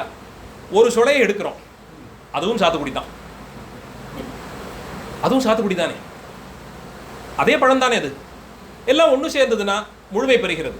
அப்போ என்ன சொல்கிறாங்க, ஒன்றே ஒன்று தான், அதே அது அதனுள்ளேயே இருக்கக்கூடியது தான் இது எல்லாம். ஏகத்துவம்னு சொல்லக்கூடிய அந்த அளவிற்கு ஒன்றுபட்டு இருக்கக்கூடிய நிலை. ஆனால் சில காரணங்களினாலே இந்த தெளிவு புரிவதற்கு வினைவசப்பட்டு இப்படியெல்லாம் இருந்து முடிந்துன்னு இதெல்லாம் பெற்றுக்கொண்டு அந்த நிலையை அடையும். ஆனால் அந்த நிலையை அடையிறதுக்கு ஒரு உயர்ந்த ரக ஞானம் வேணும். அந்த ஞானம் வேதாந்த விசாரம் செய்வதனாலே பெறலாம். அந்த வேதாந்த விசாரம் எப்போது பொருள்படும்னா சந்நியாசம் பெற்ற பிறகு பொருள்படும். சந்நியாசத்திற்கு என்ன தகுதின்னா பிறந்த வர்ணமும் பிறக்கக்கூடிய பாலினமும், இது ரெண்டும் இருக்கு. புருஷனாக ஒருவன் பிறந்து அதிலும் குறிப்பிட்ட வர்ணத்திலே பிறந்து அந்த வர்ணத்திலும் ஆசிரமங்களை எல்லாம் கடந்து சந்நியாசாசிரமம் ஆகிற உயர்ந்த அந்த நிலையை அடைந்து அந்த தன்மையோடு இருக்கக்கூடிய ஒரு ஆச்சாரியரிடத்தே இந்த உபனிஷத்துகளுக்கெல்லாம் பாஷ்யம் கேட்டு பிரம்மசூத்திரத்தை எல்லாம் வாசித்து தெளிந்து ஒரு நிலையை அடைந்து, அப்போ எத்தனை பேருக்கு இது வாய்க்கப்பெறும்னா அதற்கான ஒரு பிறவி, அது ரொம்ப கடினம். ஏன்னா அந்த நிலையை அடையணும்னா, அப்படி இல்லாதவர்களுக்கு கேவலாத்வைத நிலையில் அகம் பிரம்மாஸ்மி முதலிய மகா வாக்கியங்களை எல்லாம் நேரடியாக பொருள் கொண்டால், தத்துவமசி முதலிய மகா வாக்கியங்கள் எல்லாம் நேரடியாக பொருள் கொண்டு நான் தான் பரம்பொருள் என்று சொல்லிவிட்டால் ரொம்ப சுலபமாக அகங்காரம் வரும், ரொம்ப சுலபமாக ஆணவம் வரும். கந்தபுராண ஆசிரியர் சூரபத்மன் கொண்டிருந்தது அந்த வகையான ஆணவம். நான் தானே கடவுள் அப்படின்னு அவன் கொண்ட அகங்காரம். இன்னும் உதாரணங்கள்லாம் சொல்லணும்னா ஹிரண்யகசிபு ரொம்ப பிரசித்தம். அவன் தன்னையே தான் கடவுளாக கொண்டான். திரிபுராசுரர்களிடத்தே பிரம்மன் போய் அவர்கள் மனதை திருமால் மாயா வாதம் செய்து அவரை குழப்பிய போதும் இதே எண்ணத்தை தான் விதைக்கிறார். நீ தான் கடவுள், நீ தான் பரிசிரமப்பட்ட, நீ தபஸெல்லாம் பண்ணினே இந்த சித்தியெல்லாம் பெற்றிருக்கிறாய், இப்போ இவ்வளவு பறக்கக்கூடிய கோட்டை, இவ்வளவு செல்வம், இவ்வளவு அதிகாரம் இதெல்லாம் உனக்கு இருக்கும்போது இதில் சிவபூஜை எதற்குன்னு கேட்டுத்தானே அதை அவர்கள் விடும்படியாக செய்தான் மாயாவாதம் செய்த போது. அப்போ திரிபுராசுரர்கள் கொண்டிருந்த நிலை இதுதான், நான் கடவுள் என்று என்னையே நான் அப்படி பாவிக்கிறேன் என்று சொல்லும்போது வரக்கூடியது. அதனால்தான் அந்த மதத்திலே கோயில்கள்லாம் விசேஷமாக சொல்லப்படலை. யாரும் அதையெல்லாம் பாடுவதில்லை. அவசியமான கோயில் தரிசனம், கோயில் பூஜை எல்லாம் இல்லை. தீர்த்த யாத்திரைகள் உண்டு, புண்ணிய நதியிலே நீராடணும், அதெல்லாம் சொல்லியிருக்கே தவிர கோயில் தரிசனத்தை பிராதான்யமாக்கி சொல்லுவதில்லை. அதனால்தான் அவர்களுக்கு சிவாகமங்கள் ஏற்பும் இல்லை. ஆகமங்களை கண்டிக்கவும் கண்டிக்கிறார்கள். அதனுடைய நிலையை வெகுவாக கண்டிக்கிறார்கள் பாஷ்யங்கள். அதனால அந்த கோயில் வழிபாட்டிலே அவர்களுக்கு அண்மையும் கிடையாது. அவர் அப்படி அந்த மதத்தை ஏற்பவர்கள் வந்து தரிசித்து கொண்டால் கூட கோயில் தரிசனம் எல்லாம் செய்வார்கள். அது எதுக்குன்னா அந்த படிநிலையிலே கீழே இருப்பவர்களுக்கு இந்த ஒரு பிறவி முடிகிற வரைக்கும் ஒரு சதாச்சார சம்பந்தத்தோடு நல்ல ஆச்சாரங்களோடு உன்னுடைய நிலையை நீ ஒழுக்கப்படுத்தி வைத்துக் கொண்டால் அடுத்த ஒரு பிறவியிலே அதுக்கு தான் இதெல்லாம், இது மோட்சத்துக்கு நிச்சயம் கொண்டு போகாது. அதனால அவர்கள் அதை அனுஷ்டித்து காண்பிக்கும் போது என்ன பண்றாங்கன்னா, கோவில் தரிசனத்திற்கு வந்தாலும் கூட கைகூப்பி வணங்க மாட்டார்கள். நீங்க அது நிறைய உதாரணங்கள்லாம் இருக்கு, நீங்க பார்க்கலாம். கைகூப்பி வணங்க மாட்டார்கள். மேலே பிரசாதத்தை எல்லாம் ஆச்சாரியர்கள் கையாலே ஸ்வீகரிக்க மாட்டார்கள். இப்போ சுத்தாத்வைத நிலையிலே இருக்கக்கூடிய ஒரு ஆதீனகர்த்தரோ இல்லை ஒரு சிவாச்சாரியார் யாரான வந்து சுவாமி தரிசனம் செய்யும் போது சிவாச்சாரியார் உள்ளே இருந்து யார் பூஜகராக இருக்கிறாரோ அவர் சிவோகம் பாவனையில் இருக்க, அப்போ அவர் கொண்டு வந்து பிரசாதத்தை தரும்போது குனிந்து பெற்றுக்கொள்வார்கள். அவர் மாலை கொண்டு வரார், சுவாமிக்கு சாத்தி ஒரு பிரசாதம், மாலை பிரசாதம் வருகிறதுன்னா இவர்கள் குனிந்து அந்த மாலையை ஏற்றுக்கொள்வார்கள். ஆனால் சுவாமிக்கு சாத்தியது எம்பெருமானுடைய பிரசாதம். இப்படி வரக்கூடிய ஏகான்மவாதம் செய்யக்கூடியவர்கள் அதை ஆச்சாரியர் கையிலேருந்து வாங்கிக்க மாட்டாங்க. மரியாதை நிமித்தமாக கையிலே கொடுக்கும்போது ஒரு கையினாலே அவர்களே எடுத்து அதை போட்டுக் கொள்வார்களே தவிர ஆச்சாரியர்கள் கொடுத்து அதை பெறுவதில்லை. அவர் எடுத்து அவர்களே போட்டுவாங்க. நானும் பிரம்மன் தானே, நான் தான் பரம்பொருள். இந்த பாவனை. திருநீட்டு பிரசாதத்தை இப்போ சன்னிதானம் எல்லாம் பெறுகிறார்கள்னா பச்சிலையிலே வைத்து அவர்களுக்கு கொடுக்கணும். அப்படி கொடுக்கும்போது அதை அப்படியே ஸ்வீகரித்து கொண்டு அவர்கள் இட்டுக்கொள்வார்கள். தானா போய் கை வச்சு எடுக்க மாட்டாங்க. இவர்களுக்கு அப்படி தருவதில்லை. இந்த பாவனையிலே அவர்கள் இருக்கக்கூடிய தன்மை. அதனால் நானே பிரம்மங்கிற அந்த நிலையை அடைவதற்கு வைக்கப்பட்டிருக்கக்கூடிய விதிகளும் கூட ஒரு யுகத்திலே எத்தனை பேருக்கு வாய்க்குமோ நமக்கு தெரியாது. அதனால்தான் நம்முடைய ஆச்சாரியர்கள் அந்த பாவனை நமக்கு தீராத ஆணவத்திலே கொண்டு போய் விட்டுடும் அதை கண்டிக்கிறார். இது வேண்டாமேன்னு கண்டிக்கிறார். சிவஞான போதத்திலிருந்து ஆரம்பித்து பல இடங்கள்லையும் சாஸ்திரங்கள் ரொம்பவே கண்டிக்கும், புராணங்கள்லையும் அதை மேற்கோள் காண்பிக்கிறார். அதனால தான் கந்த புராணத்தை நமக்கு 3 முக்கிய புராணங்களே ஒன்றாக வைத்திருக்கிறோம். இந்த மயக்க நிலையிலிருந்து தெளிவிக்கும், இல்லைன்னா சூரபத்மன் அடைந்த நிலைத்தான் நமக்கும். அந்த நிலைக்கு நம்மை அது கொண்டு போய் தள்ளிவிடும். இந்த அத்வைதத்திலே இந்த வேதம் சொல்லித் தருவதனாலே தான் தாய்மானவருடைய பாடல்களோ இல்லை திருமூலருடைய பல பாடல்களோ அருணகிரி பெருமானுடைய பாடல்களோ இல்லை மணிவாசகருடைய பாடல்களோ கூட சுத்தாத்வைதத்தை தெளிவாக சொல்லுவது. அது சொல்லக்கூடிய அத்வைதத்தை கேவலாத்வைதமாக சொல்லக்கூடிய ஒரு அபார்த்தம் எல்லாம் செய்யறதுனாலே தான் அவர்களெல்லாம் கூட இந்த சம்பிரதாயமோன்னு கேட்கும் அளவிற்கு போய்விட்டது. ஒரு காலத்திலும் கிடையாது. ஒரு பாடலிலும் கேவலாத்வைத்த பாவனையிலே அத்வைதத்தை பார்க்கவே மாட்டார். சுத்தாத்வைத்த நிலையிலே தான் எப்போதும் நிற்பார்கள். அதனால்தான் நீ வேறு நான் வேறுங்கிறதுல வேதமே கிடையாது, எந்த குறையும் கிடையாது. உன்னுடைய அருளுக்கு இலக்காகி உன்னை வந்து அடையும் பட்சத்தில் உன் திருவடியிலே லயித்திருக்கக்கூடிய நிலையில் இரண்டர கலந்து. ஆக கேவலாத்வைதத்தை இதிலே சேர்ப்பதில்லை. அடுத்தது விசேஷண விசேஷத்தால் ஒன்றென பொருள் கொள்வாரும் அவர்கள் விசிஷ்டாத்வைதம் என்று சொல்லிக் கொள்வார். அது ராமானுஜருடைய அந்த சம்பிரதாயம், பூதூரார் ஸ்தாபித்த அந்த சம்பிரதாயம். அதை விசிஷ்டாத்வைதம் என்று சொல்வது. அத்வைத பாவனையிலே ஒரு விசிஷ்டம். அங்கே விசேஷமாக சொல்லப்படும் அந்த மோட்சம் எப்படிப்பட்டதென்றால் வைகுண்ட லோகம். அதிலே அந்த சேஷபரியங்கத்திலே திருமால் வீற்றிருப்பார். அவருக்கு வலதுபுறத்திலே திருமகள், இடதுபுறத்திலே பூமகளும் நீலாதேவின்னு சொல்லக்கூடிய மற்றொரு தேவியுமாக இப்படி மூவரும் சூழ ஆதிசேஷனிலே அமர்ந்திருப்பார், சிம்மாசனத்திலே அமர்ந்திருப்பார். அங்கே நித்தியசூரிகள்னு சொல்லக்கூடிய விஸ்வக்சேனர், கருடன் அவரெல்லாம் நித்தியம் அங்கேயே இருப்பாங்க. வைகுண்டத்திலே இருக்கக்கூடியவர்கள் அங்கே இருந்து கொண்டு இருப்பார்கள். இது போக யார் இருப்பான்னா மோட்ச உலகத்தை மோட்ச பிரசாதத்தை பெற்றவர்கள் அங்கே இருப்பார்கள். எப்படி இருப்பார்கள்னா அவர்களுக்கும் இந்த சாரூபமாக திருமாலை போலே சங்கு சக்கரம் இதெல்லாம் வந்துடும். அந்த அஸ்திரம் ஆயுதம் எல்லாம் பெற்று விடுவார்கள். என்ன செய்து கொண்டிருப்பார்கள்? அந்த நிலையிலே அவருக்கு தொண்டு செய்து கொண்டு இருப்பார்கள். அங்கே எப்போதுமே சொல்லியிருக்கக்கூடிய அந்த அடிமை பாவம். அதனால்தான் அவங்களுடைய பிரசாதம் எல்லாமே பார்த்தீர்கள் என்றால் அந்த திருமாலினுடைய பாதுகைகளை தலையிலே தாங்குவார்கள். சேஷன் சேஷி, அவர் ஆண்டான், நான் அடிமை. நமக்கும் அந்த பாவம் உண்டு. ஆனால் அங்கே போனதுக்கு அப்புறமும் அடிமைப்பட்டு அந்த தொழிலே அடிமை தொழில் பூண்டதுங்கிறது இல்லை. எம்பெருமானுக்கு அங்கே திருவடியிலே விழுந்து கிடந்து ஹிதப்படக்கூடியது நம்முடைய அளவு. அங்கே அடிமைப்பட்டு அவருக்கு தொண்டு செய்வார்கள். ஆழ்வார்கள்லாம் கூட பாடக்கூடிய பாடல்களே அதை சொல்லுவார். ஒரு ஒரு சில பாடல்களுக்கு பலஸ்ருதியே சொல்லும்போது அடிமை செய்வார் திருமாலுக்கேனே முடிப்பார் ஆழ்வர். அங்கே போய் அவர்கள் அடிமை செய்வார்கள். அடியார்களோடு கூடியிருந்து அடிமை செய்வது அந்த பாவத்திலே அங்கே கொண்டிருப்பார். அங்கே காலம் கிடையாது, அதனாலே முதுமை மரணம் இதெல்லாம் அங்கே கிடையாது. எப்போதும் அப்படியே இருந்து கொண்டிருந்தே திருமாலுக்கு அடிமை செய்வது என்ற பாவனையிலே. அப்போ அங்கே ஆண்டான் ஒருவன் அனுபவிப்பது ஒன்று, இதெல்லாம் இருக்கக்கூடிய நிலையிலே ஒன்றுபட்டிருக்கிறோம் அவர்கள் கொள்ளுகிறார்கள். அதுவும் அத்வைதம் தான். எப்படின்னா எல்லாம் ஒரே உலகத்தில் இருக்கிறதுனால அவர் அங்கே இருந்தார் நான் இங்கே இருந்தேங்கிற நிலை இல்லாமல் அங்கேயே நானும் இருக்கிறேன் அவரும் இருக்கிறார் என்ற பாவனையிலே அது. அதனாலே அதை விசிஷ்டாத்வைதம் என்று சொல்லுவார்கள். நம்முடையது சுத்தாத்வைதமாக நிற்கிறது. இந்த இடத்துல ஏன் துவைதத்தை கொண்டு வரலன்னா அவன் தெளிவாக ரெண்டுன்னு விட்டான். மாத்து சம்பிரதாயத்தை கொண்டாடல இந்த விசாரத்துக்கு. ஏன்னா அது தனியாக ரெண்டுன்னே அவன் சொல்லிட்டதுனால இதுக்குள்ள வரல. ஏனைய இருவரும் அத்வைத்தம் என்று சொல்லி அதிலே கேவலாத்வைதம் என்றும் விசிஷ்டாத்வைதம் என்றும் பிரித்து சொல்வதினாலே, கேவலாத்வைதம்னு சொல்றதுனாலே அது ஏதோ நாம் இப்போ பிரயோகம் பண்ணுற வார்த்தையில் அர்த்தத்தில் கொள்ளுவதில்லை. கேவலம் என்று சொன்னால் வெறுமனே அப்படியே நேரடியாக அந்த அளவில் எப்போதும் நேரடியாக அத்வைதம் என்ற நிலையிலேயே இருக்கக்கூடியது. இங்கே இருக்கும்போதே நான் அவர் வேறில்லைங்கிற நிலையிலேயே இருக்கக்கூடியது தான். அப்படி பாவிக்கிறார்கள். நமக்கு அப்படி இல்லை. அதனால தான் விக்கிரகாராதனம் ரொம்ப விசேஷமாக சொல்லப்படலை அங்கே செய்யக்கூடிய நிலையில். ஏன்னா அந்த லட்சணம் எல்லாம் கொடுத்து விட்டால் அவரும் நானும் வெவ்வேறாக இருக்கோமேன்னு தோணும். அதனால தான் அந்தந்த மூர்த்தத்தை வரிக்கும் போது உருவம் தெளிவாக தெரியாத ஒவ்வொரு கல்லை வைத்துக் கொள்வார்கள் ஒவ்வொரு தெய்வத்திற்கும். அதுலேயும் எல்லாரையும் வைத்துக் கொள்வார்கள். ஏன்னா அந்த பேதம் நான் பார்த்துட்டேன்னா அத்தனைக்குள்ளேயும் இருக்கே, இந்த பேதத்தை நான் பார்த்துட்டேன்னாலும் இது வேறு அது வேறுன்னு ஆகிடுமே. அதனால எல்லாவற்றையும் ஒன்றாக வரித்து பஞ்சாயதன பூஜைன்னு சொல்லி ரொம்ப விசேஷமாக செய்வார்கள். அதில் மூர்த்தங்களாக வைத்துக் கொள்ளாமல் சின்னங்களாக வைத்துக் கொள்வதற்கு காரணம் என்னிலிருந்து இது வேறுபட்டதுன்னு தெரிந்துவிடும்.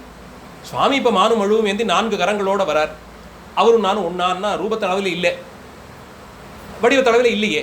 அதனால என்ன பண்ணிவிடுவாங்க, அந்த வடிவத்தினாலே ஒரு சஞ்சலம் வந்துடக்கூடாதுன்னு உருவம் தெளிவாக தெரியல, ஆனால் அந்த ஸ்தானத்திற்கு ஒன்றை வைத்துக் கொள்ளுகிறேன். ஏன்னா அந்த படியில் ஏறி போய்கொண்டிருக்கேன் இல்லையா, ஒரு நிலையிலே இதெல்லாம் கடந்துடுவேன், இதெல்லாம் தேவையில்லைன்னு ஆகும். அந்த நிலைக்கு போகும்போது அது வரைக்கும் பழக்கப்படுறதுக்கு ஒன்றை வைத்திருக்கிறேன். இதுதான் நான்கிறது தெளியும் வரையில். இன்னொன்று என்னென்னா, அவர்களுக்கு கிரகஸ்தத்தில் இருக்கு, கிரகஸ்தாசிரமத்திலேயோ இல்லை ஏனைய ஆசிரமங்களில் இருப்பவர்களுக்கோ பெண்களுக்கோ மோட்சங்கிறது இந்த பிறவியில் எப்படியும் இல்லை. அதனாலே இந்த குணத்தை இவர்கள் கடைபிடித்து அடுத்த பிறவியிலே இதற்கு அடுத்த நிலைக்கு போகலாம், அடுத்தடுத்த நிலைக்கு போகலாம். அதனால்தான் அங்கே நம்முடைய சமயத்தில் அத்தனை வர்ணத்தவர்கள், குழந்தைகள், பிரம்மச்சாரிகளாக இருக்கக்கூடியவர்கள், கல்யாணமானவர்கள், சன்னியாசிகள் எல்லோருக்கும் சிவபக்திக்கு அதிகாரம் உண்டு, மோட்சத்திலும் அதிகாரம் உண்டு. அத்தனை பேருக்கும் மோட்சத்திலே அதிகாரம் உண்டு. ஒரு பக்கத்திலே சம்பந்த பிள்ளையாரை போல ஒருவர் இருக்கார், அவர் 3 வயதிலே மோட்சானுபவமே பெற்ற நிலையிலே பாடுறார். மற்றொரு புறத்திலே 80 பிராயத்திலே அப்பர் சுவாமிகள் பழுத்தார் அப்படின்னு சொன்னோம்னா இந்த பேதம் இல்லை. ஒருவர் அதிலே மகாசைவராக வருகிறார், ஞானசம்பந்த பிள்ளையார் மகாசைவர், சைவ சிவபரத்துவம் ஏற்ற பிராமண குலத்திலே தோன்றுகிறார். அப்பர் சுவாமிகள் வேளாளராக வந்து சேர்கிறார். இருவரையும் ஒரேபடி நிலையிலே பெருமான் மோட்சகதிக்கு அழைத்துச் சென்று அனுகிரகம் பண்ணி, சுந்தரர் ஆதிசைவராக வருகிறார், மாணிக்கவாசக பெருமான் அமாத்திய பிராமணராக வருகிறார். இப்படி ஒவ்வொருவரும் வெவ்வேறு வர்ணத்தவர்கள். இன்னும் அறுபான்மை நாயன்மார்களுக்குள்ளே எடுத்துக்கொண்டீர்கள் என்றால் சமூக பட்டு அந்த படித்தட்டிலே மேலே அந்தணர்களிலிருந்து ஆரம்பித்து ஒவ்வொரு படிநிலையிலும் இருப்பவர்கள், சமூக அடிநிலையிலே எல்லா படிநிலையில் நின்றவர்களுக்கும் மோட்சம் தான் பெருமான் கொடுத்தார். அவர்களை இந்த பிறவியிலே உனக்கு இது இல்லைன்னு ஒரு காலத்திலும் சொல்லவில்லை, அதிலே இது கொள்வதில்லை.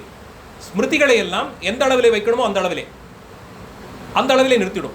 நாம் அதனால தான் ஸ்மிருதிகளை அவரவர்கள் கடைபிடிக்க வேண்டிய ஒழுக்கத்திற்கு கொள்கிறோமே தவிர யாருக்கு மோட்சாதிகாரம்னு சொல்வதற்கு எடுப்பதில்லை. அதை நிர்ணயம் பண்ணக்கூடியது நமக்கு சிவாகமங்கள் தான். சிவாகமங்கள் சகலருக்கும் மோட்சத்திலே அதிகாரம் உண்டுன்னு சொல்லிவிட்டார். இல்லைன்னா அம்மையார்கிட்டேருந்து நமக்கு ஆரம்பிக்குமே. பெண்ணுறுத்திக்கு தானே முதல்ல எம்பெருமான் சதானந்த தாண்டவத்தை காட்டி கொடுத்து தன் திருவடிகளிலே சேர்த்து கொண்டார். அவளை கொண்டு தானே பாட வைத்தார். அம்மைத்தானே பாடி துதித்தாள் முதல்ல பெருமானை. பதிக வழியிலே பாடியது அம்மைத்தானே முதல்ல. அதைத்தானே பின்னாடி வந்தவர்கள்லாம் பின்பற்றினார். இவர்கள் நிலையிலே ஆண் பெண் இந்த வேதத்துக்கெல்லாம் ஒன்றும் இல்லை, ஒரு புரியறதுக்காக சொல்கிறேன். நமக்கு நம்முடைய நிலை அங்கே இது இப்படி பார்ப்பது இல்லை. அடுத்த ஒரு கேள்வி, இறைவனோடே இரண்டர கலத்தல் அப்படின்னா நமக்கு புரிகிற மாதிரி ஒரு ரொம்ப அழகான உதாரணத்தை எளிமையாக என்னாளோ கண்ணியிலே தாய்மான பெருமான் சொல்கிறார். சுவாமிகள் நிறைய கண்ணியாக பாடியிருக்கிறார். 2 வரியில் பாடுவது கண்ணி. தாய்மானவருடைய பல தொகுப்புகள்லையும் இந்த கண்ணிகள் தான் ரொம்ப எளிமையாக இருக்கும், நமக்கெல்லாம் ரொம்ப சுவைக்கூடி இருக்கும். நிழலிடமாக இருக்க பாடல்களை விட இதுக்குள்ளேயே அவ்வளவையும் வைத்து சொல்லுவார். ஆணவத்தோடு அத்விதம் ஆனபடி மெய்ஞான தானுவினோடு அத்விதம் சாருநாள் என்னாளோ. பெருமானோடு சேருதல், அத்வைத பாவனையிலே சேருவது எப்படின்னா, சதாகாலம் ஆணவத்தோடு அத்வைத நிலையில தானே கலந்திருந்தாய். இதை புரிந்து கொண்டோம் இல்லையா? இந்த மலத்தன்மை நம் பேர்ல எப்படி படிந்திருந்தது? அத்வைத நிலையிலே படிந்திருந்தது. இப்ப என்னுடைய உடம்பிலிருந்து, இந்த உயிரிலிருந்து ஆணவ மலத்தை தனியே பிரித்து காண்பின்னா முடியுமா? அது எப்படி கலந்திருக்கோ அந்தபடி. ஆனா அது ஒண்ணு கலந்திருக்குல்ல, அது உயிர் இல்லை. உயிர் அது கிடையாது. அது மலம், அது தனி பாசம் அது. ஆனா அது இதுல கலந்திருக்கே, தனியே பிரித்து பார்க்க முடியுமா? முடியாது. இதோட எப்படி இவ்வளவு இயல்பா நான் கலந்திருக்கிறேனோ, இந்த அத்வைத பாவம் போலே தான், இந்த பாசத்தோடு எப்படி கட்டுண்டு இருக்கிறேனோ இது போலேயே தான் மெய்ஞான தானுன்னா பெயர் தடுக்கவே முடியாது, ஸ்திரமாக இருக்கக்கூடியது. தானு மாலை என்ன பெருமானை சொல்லுகிறோம் இல்லையா, அந்த தானுங்கிறது சிவத்தையே குறிக்கக்கூடியது. அப்படி இருக்கக்கூடிய சிறப்பு, அதுவும் மெய்ஞான வடிவமாக இருக்கிறது, உண்மை ஞானமாகவே இருக்கக்கூடியது. ஏன்னா பொய்ஞானம்னு ஒன்று இருக்கே, அதனால மெய்ஞானம்னு ஒன்று தனியே பிரித்து சொல்வது. ஏன்னா பசு ஞானம், பாச ஞானம் எல்லாம் இருக்கு இல்லையா, அதெல்லாம் பொய்ஞானம். மெய்ஞானமாக இருக்கக்கூடியது பரஞானம், பதிஞானம். அந்த வடிவமாக இருக்கக்கூடியதாய் பெயராது நிலைத்து இருக்கக்கூடிய பெருமானோடு இரண்டர கலப்பது எப்படின்னா, இந்த ஆணவாதி மலங்களோடு எப்படி இரண்டர கலந்திருந்தாயோ அது போலே. ரொம்ப அற்புதமாக சொல்லிட்டார். ஆணவம் கலந்திருக்கு, பாசம் கலந்துதான் இருக்கு உயிரோட. அதை உயிரிலிருந்து தனியா பிரித்து காண்பினா முடியாது. இந்த பாவம் தான் அங்கேயும். ஆனா இது இரண்டு வெவ்வேறு தானே. உயிர் வேறு தான், பாசம் வேறு தான். இது ரெண்டும் ஒண்ணு கிடையாது, வெவ்வேறு. அதுபோலே தான் பெருமான் வேறு, உயிர்கள் வேறு. கலந்திருத்தல் இங்க எப்படி ஆணவத்தோடு கலந்திருந்தையோ அது போலே ஆணவத்தோடு அத்விதம் ஆனபடி மெய்ஞான தானுவினோடு அத்விதம் சாரும் நாள் என்னாளோ கண்ணின்னு பாடியது. அவசியம் வாசிக்க வேண்டியது, அவசியம் வாசிக்க வேண்டியது. சாயங்காலம் பொருள் இந்த கண்ணியில நின்னது. இதுக்கு மேல அடுத்து போகவே முடியல. அடுத்து வேற என்ன பாடல்கள் மேற்கோள் காண்பிட்டு இருக்காங்கன்னு தெரியல உரையில. ஆனால் இந்த என்னாளோ கண்ணியில அவ்வளவு சொல்லியிருப்பார். என்னைக்கு இந்த பாவம் வரும்? இயல்பாக இத்தனை நாளும் ஆணவத்தோடு இரண்டர கலந்திருந்தேனே, அதுபோலே பெருமானே உன்னோடு இரண்டர கலக்கக்கூடிய நாள் என்னாளோன்னு சுவாமிகள் கேட்டிருப்பார். என்னாளோ கண்ணின்னு நிறைய பாடல்கள் அதிலே வரும், பல பாடல்கள் வரும். ஆச்சாரியர்களுடைய குரு பரம்பரை விசேஷத்தை எல்லாம் சொல்லியிருப்பார். யார் யாரெல்லாம் நமக்கு வணங்க தகுந்த ஆச்சாரியர்கள்னு ஒரு பட்டியல் கொடுப்பார். அப்படியாக வரக்கூடியது. எங்கன் இருந்தியன் எவ்வண்ணம் சொல்லுகேன், அங்கன் இருந்தென்று உந்தி பர அறியும் அறிவதன்றின் உந்தி பர.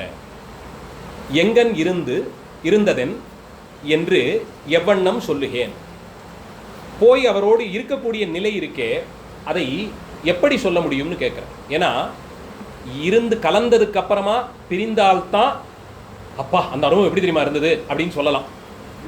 அங்கே பிரிவு கிடையாது, இரண்டரை கலந்து விட்டு போறது. அப்படி மீண்டு வந்து தான் அனுபவத்தை சொல்ல முடியுங்கிறது இருக்கும்போது, மீளாதவரோடு எப்போதும் கலந்திருந்தேன்னா எப்படி சொல்ல முடியும்? அந்த அனுபவத்தை சொல்லவே முடியாது. எங்கனிருந்தென்று எவ்வண்ணம் சொல்லுகேன். எங்க இருந்தேங்கிறத சொல்ல முடியாதோ அதுதான் நான் இருந்த இடம். மீண்டு வருவதற்கு இடமில்லை, அந்த அனுபவத்திற்கு முடிவில்லை. அதனால்தான் சுவாமிகள் மீளா அடிமை உமக்கேன்னு சொன்னீங்க.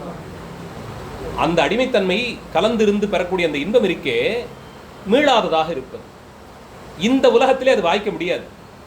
ஏதோ கோயிலுக்கு வர காலத்திலே வழிபடக்கூடிய நிலையிலே நம்மையும் மீறி ஏதோ பெருமானோடு ஒரு சில நொடிகள் நாம ஒன்றுபடலாம். வீட்டு சிரமங்களை எல்லாம் மறந்து என்ன கேட்க வந்தோங்கிறது கூட மறந்து போய் பெருமானை தரிசித்து லைக்கிறதுங்கிறது சில நேரத்தில் இருக்கும். அதுக்கு மேலே யாராவது பின்னாடிலேருந்து ஐயா தரிசனம் பண்ணியாச்சா நகருங்கன்னு சொல்லும் போதே அது மட்டுப்பட்டு போய்விடும். அப்புறம் சன்னதியிலேருந்து கொஞ்சம் வெளியே வந்தோம்னா இன்னும் 4 பேர் இருப்பாங்க, பேசுவோம், அங்கே இன்னுமே அப்படியே போயிடும். கோயிலுக்கு வெளியில் போயிட்டோம்னா கேட்கவே வேண்டாம், வீட்டுக்கு போயிட்டோம்னா இன்னும் மோசம்.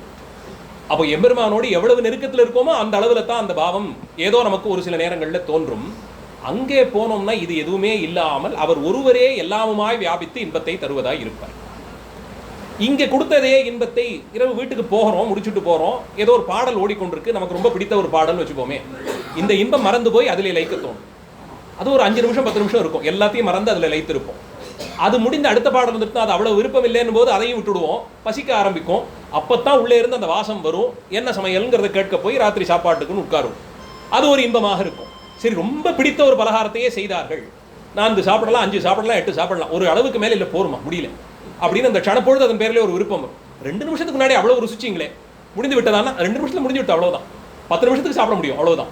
அடுத்து என்னென்னா, இந்த எல்லாமே நல்லபடியாக இருந்தது, அப்படியே அதை ருசிச்சு கொண்டே இருக்கலாமான்னா இல்லை. 1 மணி நேரம் 1.5 மணி நேரம் அதுக்கப்புறமா இருக்கலாம். 10 மணிக்கு மேலே கண்ணு சொக்குமே. அப்போ எது இன்பம்னா கண்ணை மூடிக்கொண்டு அயர்ந்து தூங்குதல். அப்போ ஒவ்வொரு மணி நேரத்துக்கும், அரை மணி நேரத்துக்கும், 5 நிமிஷத்துக்கும், 10 நிமிஷத்துக்கும் ஒரு இன்பம் மாறிக்கொண்டே போகிறது. எல்லாத்துக்கும் மேம்பட்டவன் தான் பெருமான், முடியாத இன்பத்தை தருவான்ங்கிறதெல்லாம் தெரிந்தும் கூட இந்த இன்பம் மாறிக்கொண்டே போகிறது. அங்கே அப்படி கிடையாது. ஆனால் சுந்தரர் என்ன பண்றார்? மீளா அடிமை உனக்கே ஆளாய்ங்கிறார். அவர் அங்கே வேண்டலை. மீளா அடிமையை உனக்கு எனக்கு தான் கேட்கல. மீளா அடிமை உமக்கே ஆளாய் பிறரை வேண்டாதே நின்றேனே, எனக்கு என்ன செய்தீர்னு கேட்கிறார். இது வாய்க்குமா? சுவாமிகள் திருவாரூர்ல தான் இருந்தார், இந்த ஊருக்குள்ளேயே தான் இருந்தார், இந்த உலகத்துல தான் சுத்தி சுத்தி வந்தார். இது வாய்க்க பெறுமோன்னா அத்தனை அனுபவத்தையும் சிவமாகவே பாவித்து பெற்றதினாலே மீளா அடிமை உமக்கேன்னு சொல்லி அவர் அழுத்தி சொன்னார். அதனால தான் சொன்னார், நீர் எனக்கே இதைத்தான் பண்ணிடுறா, மற்றவாள் என்ன பண்ணுவீர்னு எல்லாரும் பார்த்து சிரிப்பா ஓயமா பார்த்துன்னு விட்டார். இத்தனையும் பண்ணின சுந்தரருக்கே இவ்வளவு தானா, அப்ப நமக்கு என்ன கதின்னு எல்லாரும் சந்தேகப்படும்படியாக ஆகிவிடும்னு மிரட்டி பண்ணி கொண்டார். அப்படி மீளா அடிமைங்கிறது எல்லாவற்றிலும் ஈசனை பார்க்கக்கூடிய நிலை. அது எப்படின்னா, இங்கே இதெல்லாத்தையும் முடித்துக்கொண்டு வீட்டுக்கு போய் ஏதாவது நமக்கு பிடித்த ஒரு பாடல்னு சொன்னேன் இல்லையா, அது தரக்கூடிய இன்பத்தை எம்பெருமான் தரும் இன்பம் இப்படி இருக்கும். எம்பெருமான் ஒருவேளை இசை வடிவானால் இந்த இன்பம் இருக்கும், எம்பெருமான் உணவு வடிவானால் என்றால் இந்த இன்பம் இருக்கும், எம்பெருமான் தரக்கூடிய அனுபவமே இந்த மெத்தை போலேன்னா அந்த அனுபவம் இதுதான் இப்படி இருக்கும்னு அத்தனையிலும் அவர் எம்பெருமானையே பாவிப்பார். அதனால்தான் 1ற்கு 2 திருமணங்கள், 2 திருமணத்திலும் விரும்பியே செய்தார். சுவாமிகளே காதல் வயப்பட்டார், 2 பேரிடத்தையும் காதல் வயப்பட்டார், தன்னை மறந்து திருமணம் செய்து கொண்டார். இன்பம் துய்த்தார்னா அதிலையும் சுகத்தை பார்த்தார். அவருக்கு மட்டும்தான் அவர் அவ்வளவு பேரும் இந்த திருவேடம் ஒரு அளவிலே நிற்க, சுவாமிகள் மட்டும் எப்போதும் தோளிலே மாலை, கையிலே பூச்செண்டு, தலையிலே பாகை, எப்போதும் பட்டு பீதாம்பரம், நித்திய கல்யாண கோலத்திலே நின்றார். நித்தம் மணாளர் சுவாமி தான், சுந்தரர் தான் நியாயத்திற்கு. அந்த பேருக்கு தகுதியாக தாமே சுந்தரமாகவே நின்றார். நித்தம் மணாளர் நிரம்ப அழைகிறார் நின்றார் இல்லையா, சுவாமி நின்றாரே. காரணம் என்னன்னா, அந்த இன்பத்தை எல்லாம் சிவமாக கொள்ளும் பக்குவ நிலையிலே சுவாமி இருந்தபடியினால், ஒரு திருக்கல்யாணத்தை உனக்கு சிறைவு செய்தேன், நித்தமும் நீ கல்யாண கோலத்தில் நிற்கணும்னு தியாகராஜ பெருமான் அவருக்கு கட்டளை இட்டார். நித்தமும் இதே இப்படியே நீ அலங்காரம் பண்ணிட்டு வா. ஒரு திருமணம் ஒருவனத்தை சிதைவு செய்து என்று சுவாமிகள் சொல்றார் இல்லையா, சிவஞான சுவாமிகள் சொல்லும்படியாக. அதனால் 2 திருக்கல்யாணம், ஒன்றை இழந்ததுக்கு 2 திருக்கல்யாணம் நிரம்ப செய்து வைத்தார். 2 திருக்கல்யாணத்தை அடியார்களை கொண்டு பெருமான் தன் வீட்டு திருக்கல்யாணமாக செய்து வைத்தார். அந்த இன்பத்தில் எல்லாம் ஆட்பட்டு இவர் ஏதோ 4 நாள் சுவாமியை தரிசனம் பண்ணாமல் இருந்தாரா? பறவையார் திருக்கல்யாணமாகி அடுத்த நாள் புறப்பட்டு உள்ள ஓடுறார் சுவாமி தரிசனம் பண்றதுக்கு. அப்போதான் அடியார்கள்லாம் பார்க்கிறார்கள், அங்கே தான் திருத்தொண்டர் தொகையே வருகிறது. அந்த அளவிலே எல்லா இன்பத்தையும் எம்பெருமானாகவே அவர் பாவித்து பெற்றபடியினால் அவருக்கு அத்தனையும் தகும், அத்தனையும் தகும். அவர் அத்தனை இன்பமும் பெருமானாகவே அவர் கொண்டபடியினார். திருப்புகலூர் பதிகத்திலே அதனால் தானே எல்லாவற்றையும் தருபவன் பெருமானாக இருக்க நீங்கள் ஏன் போய் பொய்மையாளரை பாடுகிறீர்கள்னு கேட்கிறார் சுவாமி. எவ்வளவு விசேஷமாக அதை சொல்லுகிறார். எல்லாத்தையும் பெருமானே கொடுக்குறாரே, எனக்கு கொடுக்குறாரேங்கிறாரு. பாச்சிலாசிரமத்திலே பொன் கேட்டார், திருப்புகலூரிலே பொன் கேட்டார், நாகை காரோணத்திலே பொன் கேட்டார், முதுகுன்றத்திலே பொன் கேட்டார். போன இடத்துல எல்லாம் பொன் வேண்டும் பொன் வேண்டும்னு பாடினார். கொடுக்கலன்னா போதீரேன்னு சொன்னார். உண்மை விட்டு நீ ஒரு தெய்வமானு கேட்டிருக்க. இப்படியெல்லாம் எதனாலே செய்தார்னா, அது பெருமானாகத்தான் பாவித்தார். வேற ஒன்றுமே தெரியாதே இவருக்கு, இன்னொரு இடத்தை போய் நிற்கலாம்னு தோணாதே அந்த பாவம். அது கொண்ட பொன்னையும் கொண்டு என்ன அவர் ஆபரணம் பூண்டாரா? வந்த அடியார்களுக்கு அமுது படைத்தார். கடல்நாகை காரோணத்துக்கு போய் பாடல் முழுக்க கேட்டது ஒரே காரணம், நீர் தில்லையிலே ஆடக்கூடிய அந்த சிலம்போலியை கேரளத்திலே அமர்ந்து கேட்கக்கூடிய பரிபக்குவ நிலையிலே கூடிய ஒரு அடியார் வரார் நம் இல்லத்திற்கு. அவர் பெரிய முடிமன்னவர், அவருக்கு தகுதியாக நான் அவரை உபசரிக்கணும். அதனால இதைத்தாரும் அதைத்தாரும் எல்லாவற்றையும் கேட்டு சுமந்து கொண்டு செல்ல சுமக்கூலிக்கு ஆளும் கொடுத்து குதிரை எல்லாம் கொடுத்து செய்யும்னு நாகை காரோணத்திலே பெருமான் கேட்கிறார். பெரிய துறைமுகப்பட்டணம், அங்கே தான் ரொம்ப செல்வ செழிப்பு, எல்லாத்தையும் வைத்திருப்பார், குடுன்னு எல்லாத்தையும் கொடுத்துடலாம். அதனால அங்கே போய் கேட்டதுக்கு ஒரே காரணம், சேரமான் பெருமான் நம்ம இல்லத்திற்கு வரவிருக்கிறார், அவரை அவருக்கு தகுதியாக உபசரிக்கணுமே. அதனால் கடலாக காரணத்துக்கு போய் பாடி அவரிடத்தை இருந்து எல்லாத்தையும் பெற்று வந்தார். இப்படி செய்ததெல்லாம் சிவபூஜையாக சிவார்ச்சனையாக அடியார்களுக்குன்னும் போது அந்த பாவனையிலே அவர் நின்றார். இங்க என்ன சொல்றார்? எங்க நிருந்தென்று எவ்வண்ணம் சொல்லுகேன். சொல்லவே முடியாது. இதை எப்படி சொல்ல முடியும்? செக்கிழார் பெரியபுராணத்திலே சொல்லக்கூடியது, சொல்லுவது அறியேன் வாழின்னு. வாழ்த்த வேண்டியது எப்படி தெரியுமா? இவரை எது சொல்லியும் வாழ்த்த முடியாது, அவர் வாழின்னு.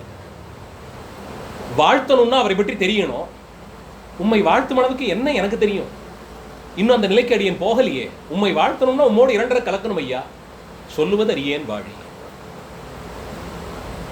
இந்த நிலையிலே இறைவனை வைத்து பார்த்தார்கள். அப்படி கூடும் அந்த பாவனையிலே நம்மை நிறுத்தியது கமலை ஞானப்பிரகாசன். அதனால் அவர் நமக்கு நாதனார், பேதமரச் செய்தார்.